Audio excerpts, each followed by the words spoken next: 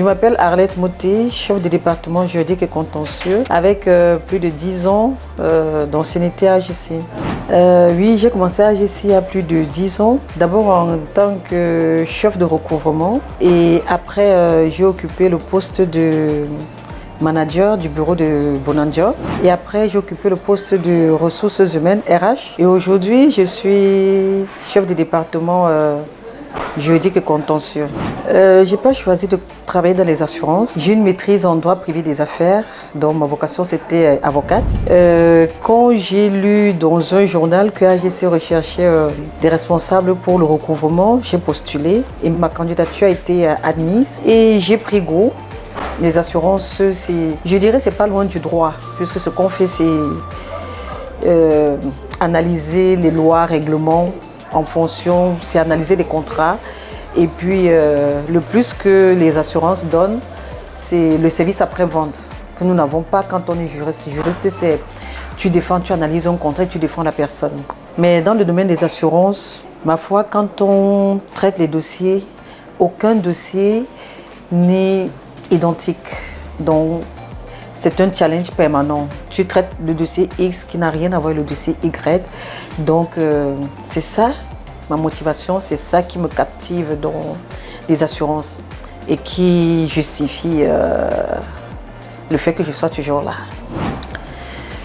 Les difficultés rencontrées, il y en a tellement. On dit que le travail, que c'est au travail qu'on rencontre des amis.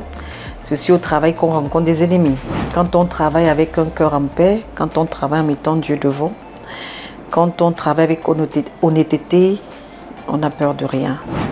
Rien qu'en faisant son travail, en essayant d'être autant que possible honnête et de travailler avec professionnalisme, c'est tout ce que je peux dire. Rien n'est facile, rien n'est gagné. La vie, c'est un combat perpétuel, donc.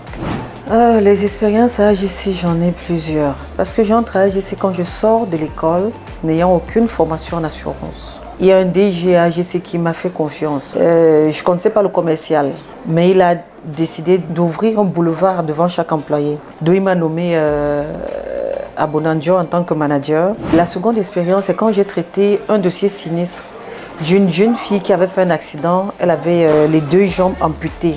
Quand on a indemnisé cette jeune fille-là, elle allait à l'école et elle faisait dans des assurances.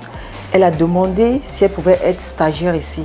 On a pris cette fille-là comme stagiaire. Elle a vu comment on traite les dossiers. Elle-même, elle a traité le dossier de certaines personnes. Vraiment, chaque fois que je voyais cette fille-là qui avait des jambes amputées, qui avait deux prothèses, qui marchait, ça nous a fait du bien. Ça m'a donné chaud au cœur. Et je suis toujours en contact avec la jeune fille.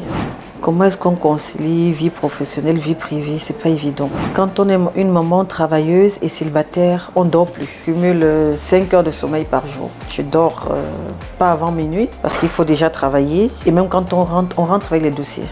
Les dossiers sont dans la tête. Et après ça, on doit réviser avec l'enfant. Et c'est quand les enfants dorment qu'on a le temps pour soi. Et à cette heure-là, il est déjà 23h, minuit. Et il faut se réveiller le lendemain à 5h. C'est pas évident. Si une femme ne travaille pas par choix, là ça va. Mais si elle ne travaille pas parce que son partenaire ne veut pas qu'elle travaille, là je suis contre. On peut être une femme, on peut être une épouse et on peut être une employée. Il faut seulement trouver le juste milieu. Journée internationale de la femme. Je ne suis pas trop pour ce qu'est devenu ce 8 mars aujourd'hui. Parce qu'on pense aujourd'hui que le 8 mars c'est pour boire, c'est pour manger. Mais pourquoi dire que le 8 mars c'est la journée internationale de la femme? Les autres jours appartiennent à qui? Donc le 8 mars pour moi, c'est un jour comme un autre.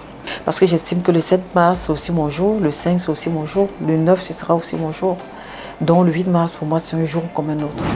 Chères dames, soyons des femmes, soyons des mères, soyons des épouses, mais aussi soyons celles qui doivent apporter un plus dans la vie, qui doivent quitter ce monde et en laisser autre chose que des enfants.